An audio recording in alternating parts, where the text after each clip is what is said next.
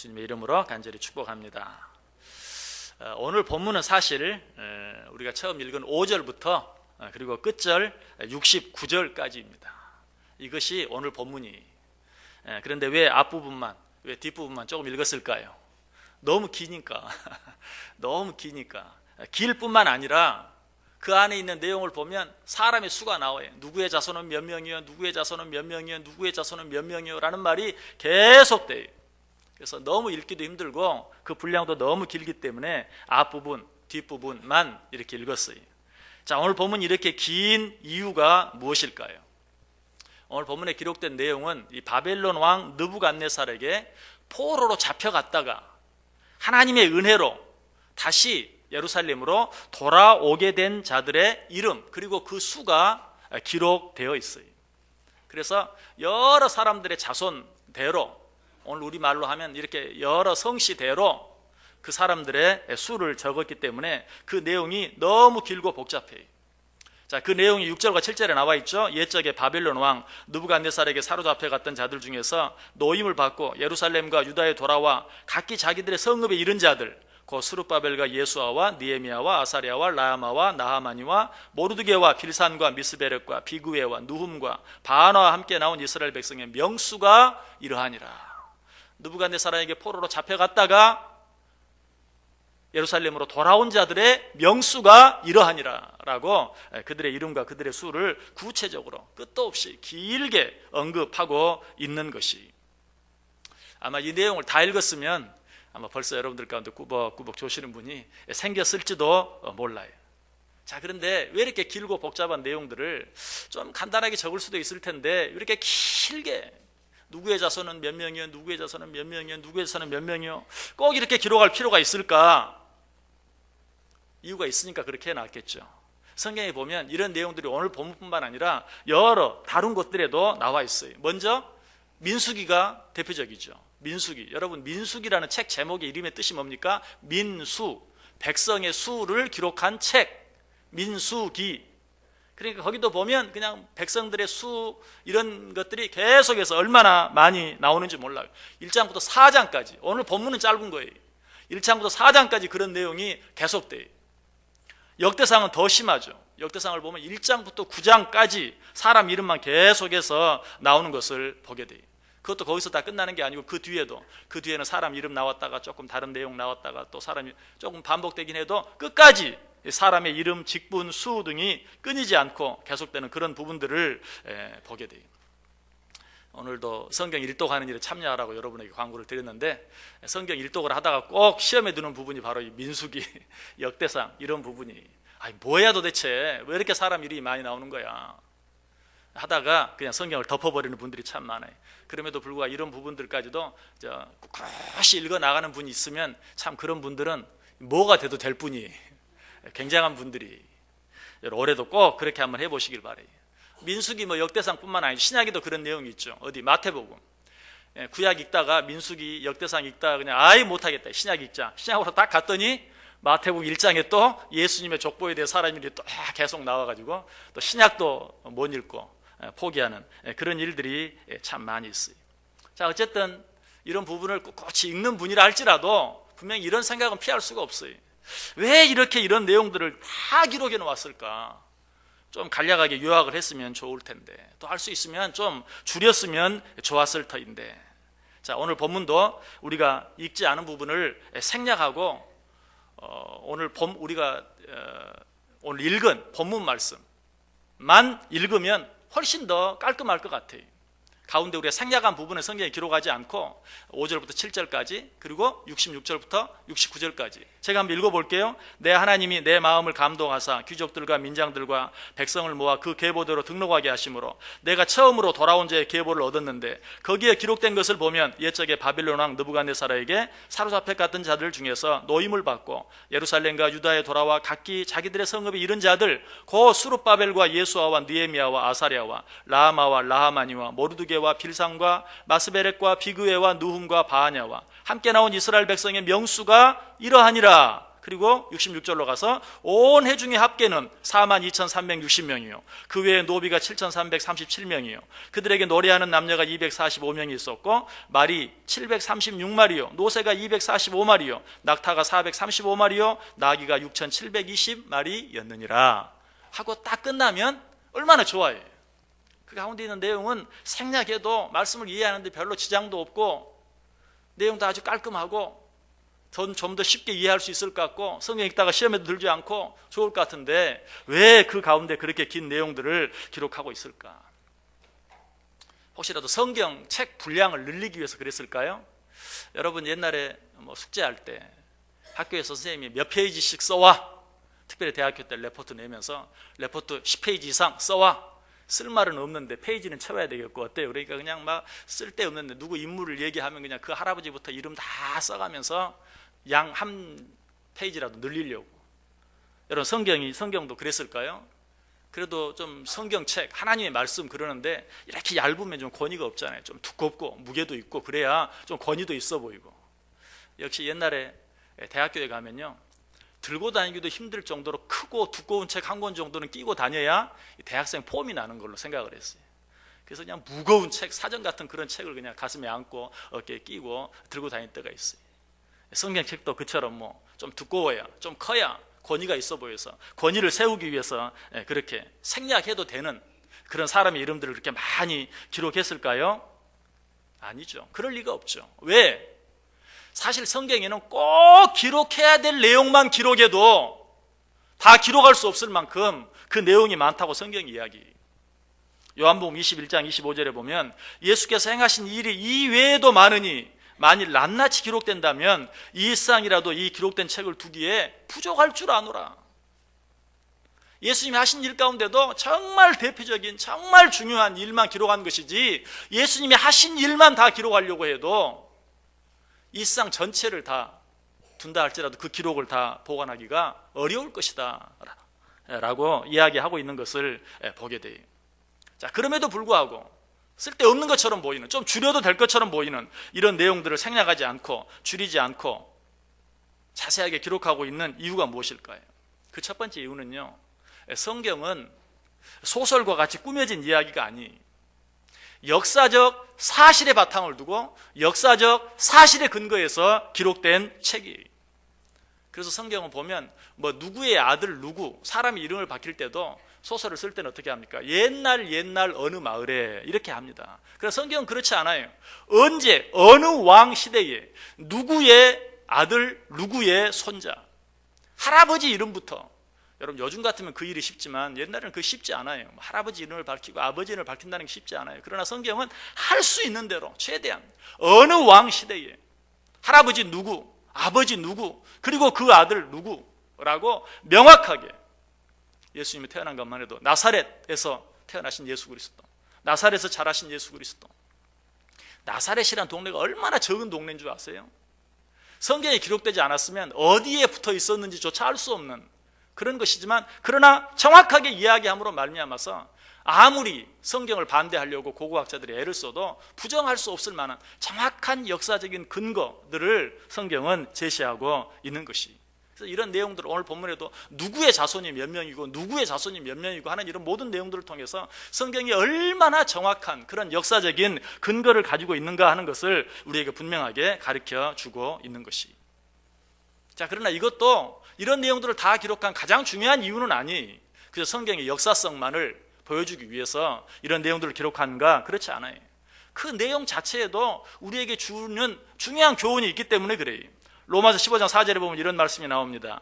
무엇이든지 전에 기록된 바는 우리의 교훈을 위하여 기록된 것이니 우리로 하여금 인내로 또는 성경의 위로로 소망을 가지게 하느니라.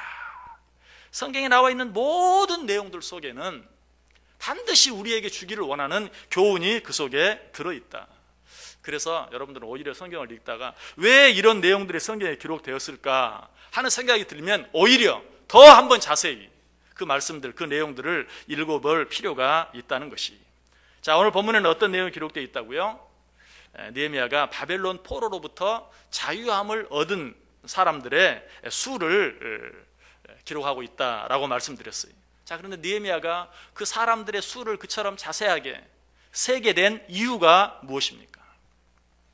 오늘 본문이 시작하는 5절에 보면 내 하나님이 내 마음을 감동하사, 하나님이 내 마음을 감동하사, 무슨 말이죠? 하나님이 나에게 그렇게 하라고 시키셔서 내가 이 일을 시작했다라고 기록하고 있는 것을 보게 돼요. 이것이 뭐가 그렇게 중요한가? 아니요, 굉장히 중요해요. 아까도 말씀드린 것처럼 성경에 보면 사람의 수를 세는 일들이 여기저기 나와 있다고 그러죠. 민수기에도 나와 있고 역대상에도 나와 있고 또 마태복음에도 나와 있고 이 사람의 이름이 기록된 내용들이 많이 있는데, 특별히 이 사람의 수를 세는 일, 오늘 느헤미야는 하나님께서 이 일을 나에게 시키셔서 내가 사람의 수를 센다라고 그 이유를 분명히 밝히고 있어요. 그런데 똑같이 사람의 수를 세는 것인데 하나님이 시키신 일과는 전혀 관계없이 사람의 수를 센 일이 있어요. 여러분 기억하십니까? 누가 그랬습니까? 다윗이 그렇게 했죠. 다윗이 그렇게 했어요. 역대상 21장 1절에 보면 사탄이 일어나 이스라엘을 대적하고 다윗을 충동하여 이스라엘을 계수하게 하니라.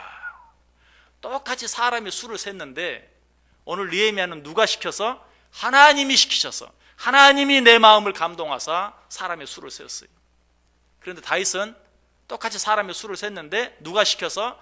사탄이 그 마음을 충동질해서 그 수를 세게 했다. 사실 다윗이 수를 센 것은 정확히 백성들의 수를 센 것이 아니라 그 백성 가운데 칼을 뺄 만한 자의 수를 세었다라고 성경이 기록해요.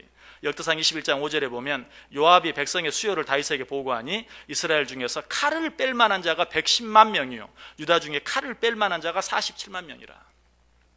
왜 그랬을까요? 다윗이 왜 백성 가운데 칼을 뺄 만한 사람의 수를 특별히 세웠을까요? 다윗은 지금까지 많은 전쟁을 했어요. 그런데 그 전쟁 가운데 승리했어요. 위대한 왕이 되었어요. 그런데 우리가 성경을 자세히 보면 어때요? 다윗이 그런 전쟁에 승리할 수 있었던 이유가 뭐예요? 하나님이 그와 함께 하시고 하나님이 그를 도우셔서 그가 그 많은 전쟁에서 승리하고 위대한 왕이 될 수 있었던 거예요. 그런데 하나님의 은혜로 위대한 왕이 되고 보니까 마음이 교만해졌어요. 그래서 내가 그동안 정말 많은 전쟁에서 싸우고 승리하고 여기까지 왔는데 우리 백성의 수가, 특별히 우리 백성들 가운데 칼을 뺄 만한 자, 전쟁터에 나가 싸울 만한 자의 수가 몇 명이나 되는지 한번 알고 싶다. 결국 무슨 말입니까? 내 힘이 얼마나 되는지 한번 내가 확인해 보고 싶다 하는 생각이 들어서 백성의 수를 센 것이, 사탄이 그런 마음을 다윗 속에 집어넣었어요. 다윗아, 네가 이제 위대한 훌륭한 왕이 되지 않았느냐? 네가 지금까지 얼마나 많은 전쟁에 승리했느냐? 네 백성의 수를 한번 세봐라. 그리고 네 힘이 얼마나 막강해졌는지 확인해봐라 라고 그 마음을 충동질한 거예요. 이런 자기의 교만, 사탄의 충동질에 의해서 백성의 수를 센 결과가 무엇이었습니까? 역대상 21장 14절에 보면 이에 여호와께서 이스라엘 백성에게 온역을 내리시매 이스라엘 백성의 죽은 자가 7만이었더라. 다윗이 자기 백성의 수를 센 자기 욕심을 위해서 교만해져서 그 백성의 수를 센 결과로 말미암아서 온역이 생기게 되고 그 온역으로 말미암아 죽은 자가 7만이나 되었다. 사람의 수로 자기의 힘을 한번 과시해 보려고 확인해 보려고 한 다윗을 보고 하나님이 그 수를 줄여버리신 것을 보게 돼요. 여러분, 우리의 삶을 한번 되돌아볼 필요가 있어요. 이 세상을 살아가면서 여러분들은 무엇을 의지하며 살아갑니까? 혹시 물질을 의지하며 살지는 않습니까? 여러분의 건강을 의지하며 살지는 않습니까? 여러분이 가진 지혜나 지식, 여러분이 지금까지 쌓은 어떤 경험, 이런 것들을 의지하며 살지 않습니까? 아니면 혹시 내 남편을 의지하거나 내 아내를 의지하거나 내 자녀를 의지하며 살지는 않습니까? 그런 것들을 의지하며 살고 그런 것들로 힘을 삼으려고 하면 오늘 다윗에게 그렇게 했던 것처럼 하나님이 온역을 내리사 그가 믿고 의지하는 수를 줄이신 것처럼 내가 믿고 의지하는 그것의 수를 줄일 수밖에 없어요. 아니, 급기야는 그것을 빼앗아 가실 수도 있다는 사실이. 여러분, 성경을 한번 같이 찾아보겠습니다. 이사야 31장 한번 펴보시기 바랍니다. 이사야 31장 1절, 2절, 3절. 이사야 31장 1절, 2절, 3절. 구약성경 1002페이지에 있습니다. 구약성경 1002페이지 이사야 31장 1절에서 3절까지 우리 다 같이 한번 한 목소리로 읽어보겠습니다. 도움을 구하러 애굽으로 내려가는 자들은 화 있을진저 그들은 말을 의지하며 병거의 많음과 마병의 심히 강함을 의지하고 이스라엘의 거룩하신 이를 앙모하지 아니하며 여호와를 구하지 아니하나니 여호와께서도 지혜로우신즉 재앙을 내리실 것이라. 그의 말씀들을 변하게 하지 아니하시고 일어나사 악행하는 자들의 집을 치시며 행악을 돕는 자들을 치시리니 애굽은 사람이요 신이 아니며 그들의 말들은 육체요 영이 아니라 여호와께서 그의 손을 펴시면 돕는 자도 넘어지며 도움을 받는 자도 엎드려져서 다 함께 멸망하리라. 아멘. 당시 애굽은 어때요? 세계 최강의 나라였어요. 도움을 구하기 위해서 그 나라로 가는 자, 그리고 말과 병거의 많음을 의지하는 자, 이런 자들은 결국 그것들과 함께 멸망하게 되고 말 것이다 라고 이야기하고 있어요. 그런데 여기 이 말씀 가운데 2절에 보면 참 재밌는 말씀이 나와요. 여호와께서도 지혜로우신즉, 여호와께서도 지혜로우신즉. 너희가 네 지혜를 의지하느냐? 너희가 네 지식을 의지하느냐? 네가 지혜롭다면 하나님은 더 지혜롭다. 실제로 그렇죠. 고린도서 1장 25절에 뭐라고 말합니까? 하나님의 어리석음이 사람보다 지혜롭고 하나님의 약하심이 사람보다 강하니라. 고린도서 3장 19절에도 이 세상 지혜는 하나님께 어리석은 것이니 기록된 바 하나님은 지혜 있는 자들로 하여금 자기 꾀에 빠지게 하시느니라. 이사야 55장 9절에도 말합니다. 이는 하늘이 땅보다 높음 같이 내 길은 너희 길보다 높으며 내 생각은 너희의 생각보다 높음이니라. 그래서 바울사도는 뭐라고 말해요? 고린도전서 3장 18절에서 아무도 자신을 속이지 말라. 너희 중에 누구든지 이 세상에서 지혜 있는 줄로 생각하거든 어리석은 자가 되라. 그리하여야 지혜로운 자가 되리라. 여러분, 이 하나님께서 우리에게 여호와께서도 지혜롭다라고 말하는 의미가 무엇일까요? 너희가 지혜롭다고 생각하느냐? 나도 지혜롭다. 어디 한번 해보자 하는 이런 말이.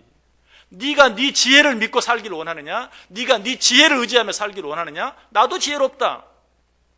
네 지혜가 더 지혜로운지 내 지혜가 더 지혜로운지 어디 한번 해보자 하는 그런 말씀이에요. 여러분, 하나님이 우리와 한번 해보면 어떻게 되겠어요? 여러분, 우리 망할 수밖에 없어요.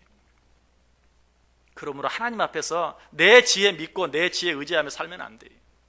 이 세상에서 가장 지혜로웠던 솔로몬이 했던 말을 기억하세요. 여호와를 경외하는 것이 지혜의 근본이니라. 하나님을 두려워할 줄 아는 것이 지혜다. 다른 어떤 것을 의지하는 것도 진정한 지혜가 될 수 없다고 우리에게 분명하게 가르쳐 주고 있어요. 그러므로 우리가 무엇을 행할 때는 어떻게 해야 돼요? 하나님의 생각대로, 하나님의 방법대로, 하나님의 뜻대로, 하나님이 원하시는 대로, 오늘 본문의 표현을 빌리면 하나님의 감동하심을 따라 행할 수 있어야 돼요. 느헤미야가 하나님의 감동하심에 따라 백성의 수를 세웠을 때는 그것이 큰 유익이 되어서 결과적으로 어때요? 정말 인간의 힘으로는 이룰 수 없었던 예루살렘 성 재건을 52일 만에 이루고 그 예루살렘 성이 크게 번성케 되는 밑거름이 된 것을, 큰 유익이 되고 축복이 된 것을 보게 돼요. 그러나 다윗이 하나님의 감동하심을 따른 것이 아니라 자기 생각대로, 아니 사탄의 생각에 따라서, 사탄이 주는 욕심, 교만한 마음으로 인해서 백성의 수를 세웠을 때는 어때요? 자기와 온 나라, 온 민족에게 엄청난 재앙이 되고 만 것을 보게 돼요. 여러분, 우리가 어떤 일을 할 때는 그 일이 옳은가 그른가 그것만이 중요한 게 아니에요. 물론 그런 일을 행해서는 안 되겠죠. 그런데 옳은 일이라고 항상 옳은 것은 아니에요. 옳은 일이라고 항상 좋은 것도 아니에요. 우리가 옳은 일을 행할 때도 내가 그 일을 하는 이유와 목적이 무엇인가를 생각해 볼 수 있어야 돼요. 어떤 일은 그 일 자체만을 볼 때는 아주 선하고 아름다운 일인 것처럼 보일 수도 있어요. 여러분, 오늘 느헤미야가 백성의 수를 센 것과 다윗이 백성의 수를 센 것과 외적인 모습은 어때요? 똑같아요. 그것만 가지고는 어떤 일이 잘 됐다 잘못됐다라고 구별할 수가 없어요. 느헤미야가 한 일과 다윗이 한 일이 똑같아요. 그러나 무엇이 달랐어요? 그 마음속에 동기와 목적이 달랐어요. 느헤미야는 하나님이 시키셨기 때문에 그 일을 한 것이고, 다윗은 자기의 힘이 얼마나 되는지 한번 확인해보고 싶어서 그 일을 행한 것이. 여러분, 이 일이 좋은 일인가 나쁜 일인가 그것만 보는 것이 아니라, 설령 좋은 일이라 할지라도 내가 그 일을 왜 하는가, 그 동기와 목적에 따라서 그 결과는 완전히 다를 수 있다. 똑같은 일을 했지만 느헤미야가 백성을 센 일은 온 이스라엘 백성 전체에 유익이 되고 축복이 되었지만 다윗이 행한 그 일은 외적으로는 똑같이 보였지만 엄청난 재앙을 초래할 수밖에 없었다. 여러분, 이것을 우리가 확인해 볼 수 있는 또 한 가지 사건이 있다면 포도원 비유죠. 자, 포도원에 여러 일꾼들이 들어갔죠. 이른 아침에부터 해가 질 때까지 수고한 사람도 있었고, 그 가운데는 어때요? 해가 지기 직전에 들어가서 잠깐 일하고 나온 사람도 있어요. 여러분, 이 사람들은 다 똑같이 열심히 일했어요. 네, 그런데 그들 가운데는 큰 차이가 하나 있었어요. 어떤 차이가 있었습니까? 아침 일찍 들어가서 일한 사람은 무엇을 위해 일했어요? 하루 일당을 위해서. 내가 이 하루 열심히 일해서 하루 일당을 받아야지. 하루 일당을 위해서 일했어요. 그러나 문 닫기 직전에, 해지기 직전에 들어가서 잠깐 일하고 나온 사람은 어때요? 일당을 바라고 들어가지 않았어요. 아이고, 이제 뭐 곧 문 닫을 시간인데 나를 불러주니 참 고맙다. 나를 불러준 저 주인을 위해서, 나를 불러준 것이 감사해서 남은 시간 얼마 되지 않지만 내가 할 수 있는 데까지 최선을 다해서 감사하는 마음으로 일해야 되겠다. 그런 마음으로 들어가 일했어요. 문 닫기 직전에 들어가서 일당을 바라고 일할 사람이 어디 있어요? 자기가 일한 만큼 받아봐야 그저 조금 받을 것인데 그것을 바라보는 것이 아니고 나를 불러준 그 사람이 감사해서 감사한 마음으로 일한 것이, 그 일의 결과가 얼마나 달랐어요. 한 사람은 책망을 받고 한 사람은 칭찬을 받았던 것을 보게 돼요. 여러분, 어떤 일이 옳은가 그른가 그것만 생각하지 마세요. 설령 옳은 일을 할지라도 내가 왜 그 일을 하고 있는가, 내가 왜 그 일을 해야 하는가 하는 것을 생각해 볼 수 있어야 돼요. 여러분, 여러 번 말씀을 드렸죠.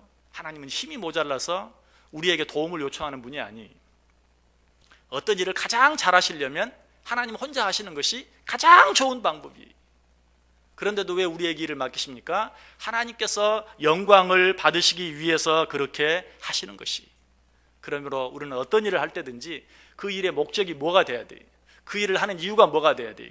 고린도전서 10장 31절에 있는 것처럼 너희가 먹든지 마시든지 무엇을 하든지 하나님의 영광을 위하여 하라. 이게 가장 중요해요. 내가 무슨 일을 하든지 하나님의 영광을 위해서 그 일을 하는 것, 그것보다 더 중요한 일이 없다. 외적으로 봤을 때는 아무리 괜찮은 일을 할지라도 그 일이 하나님의 영광과 상관이 없다면 그 일은 잘못된 일이에요. 여러분, 내가 지금 하고 있는 일 사람들이 보면서 참 저 사람 일 잘한다, 저 사람 참 정말 부럽다, 나도 저렇게 하고 싶다 라는 생각이 들었다 할지라도 그 일이 나를 위한 것이지 하나님의 영광과 관계없는 것이라면 그 일은 잘못된 것이다. 자, 그렇다면 우리가 어떤 일을 할 때 하나님의 영광을 위해서는, 하나님의 영광을 위해서 무엇을 하기 위해서는 어떻게 해야 될까요? 오늘 니에미야가 한 것처럼 하나님의 감동하심에 따라 할 수 있어야 돼요. 자, 그런데 하나님의 감동하심에 따라 무슨 일을 한다는 것은 구체적으로 어떻게 하는 걸 말해요?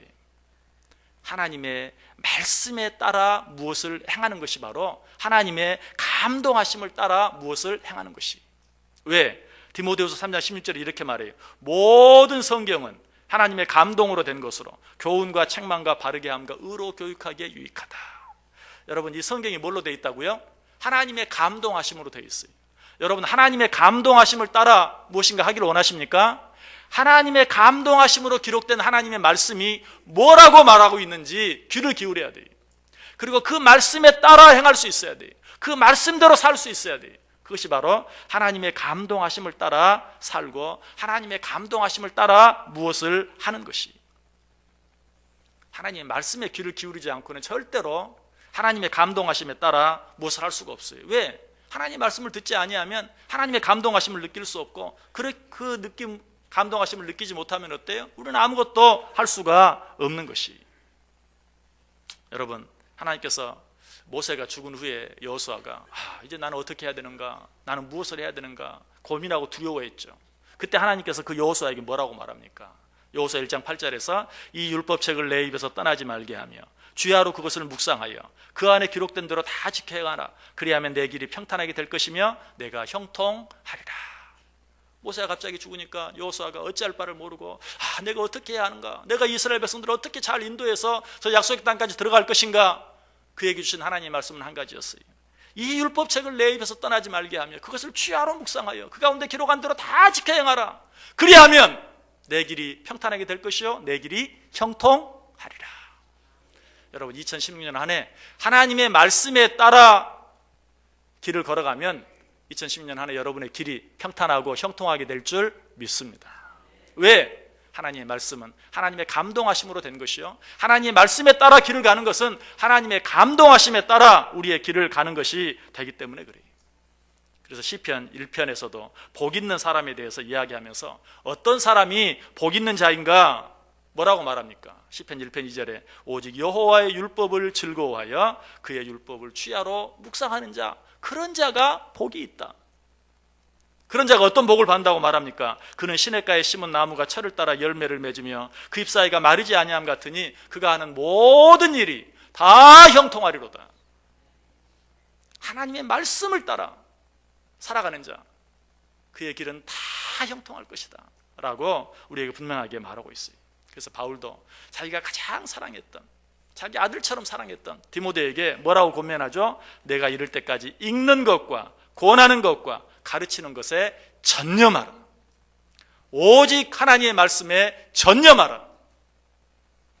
이것이 바울이 자기가 가장 사랑했던 디모데에게 주었던 그런 말이.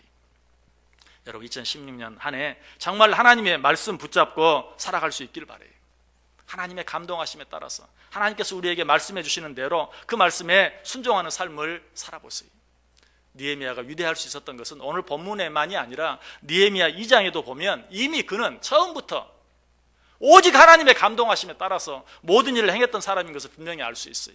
우리가 이미 생각해 보았는데요, 느헤미야 2장 12절에 보면 내 하나님께서 예루살렘을 위해 무엇을 할 것인지 내 마음에 주신 것을 내가 아무에게도 말하지 아니하고 밤에 일어나 몇몇 사람과 함께 나갈새 내가 탄 짐승에는 다른 짐승이 없더라.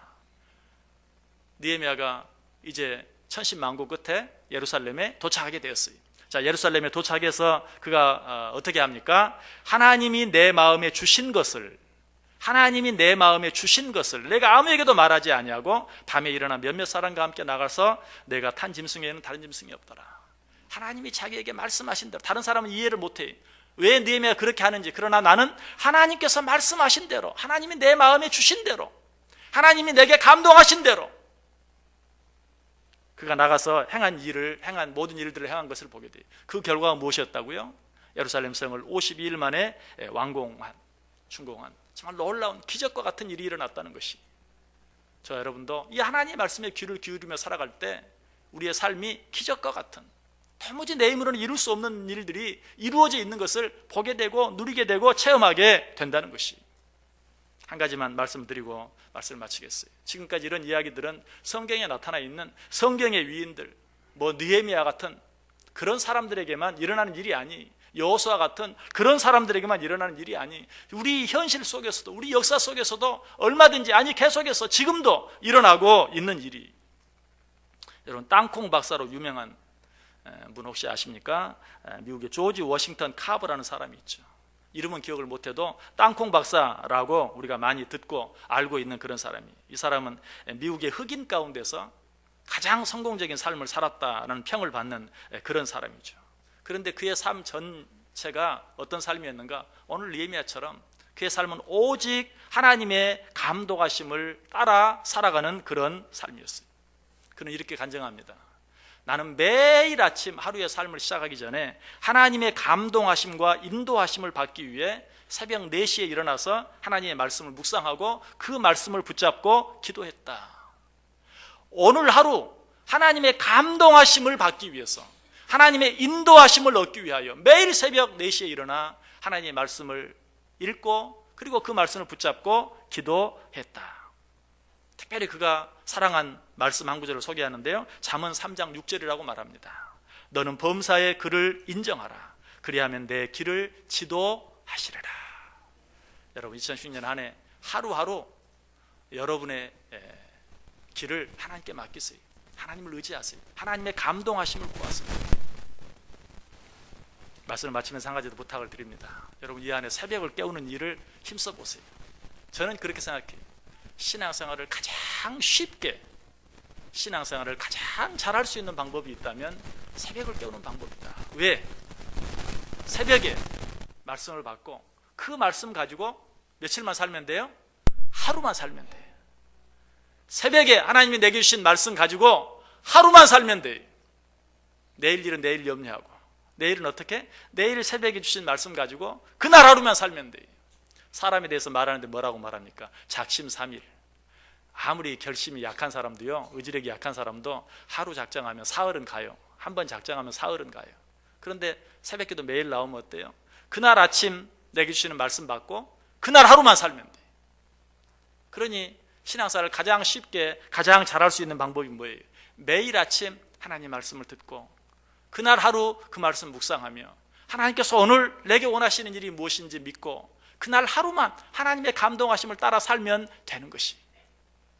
여러분 2016년 한 해 정말 매일매일 하나님의 말씀에 귀를 기울이세요. 하나님의 감동하심으로 된 하나님의 말씀에 귀를 기울이세요. 그 말씀이 뭐라고 나에게 말씀하시는지 마음에 새기세요. 그 말씀을 주야로 묵상하세요. 그리고 그 말씀대로 하루하루 살아보세요. 그렇게 할 때 저와 여러분의 삶이 시냇가에 심기운 나무와 같이 정말 시절을 쫓아 과실을 맺는 형통의 삶이 되어줄 수 있기를 주님의 이름으로 간절히 축원합니다. 기도하겠습니다. 사랑과 은혜가 충만하신 하나님 감사를 드립니다. 오늘 하나님의 감동하심을 따라 움직였던, 하나님의 감동하심을 따라 행했던 느헤미야 생각해 보았습니다. 저에게 2016년 하루하루에게 주신 일 감사합니다. 이 안에도 오직 하나님의 감동하심에 따라, 하나님의 감동하심으로 기록된 하나님의 말씀에 따라 하나님의 말씀 붙잡고 살아갈 때 우리의 삶이 형통의 삶이 되게 하여 주옵소서. 예수님의 이름으로 기도드리옵나이다. 아멘.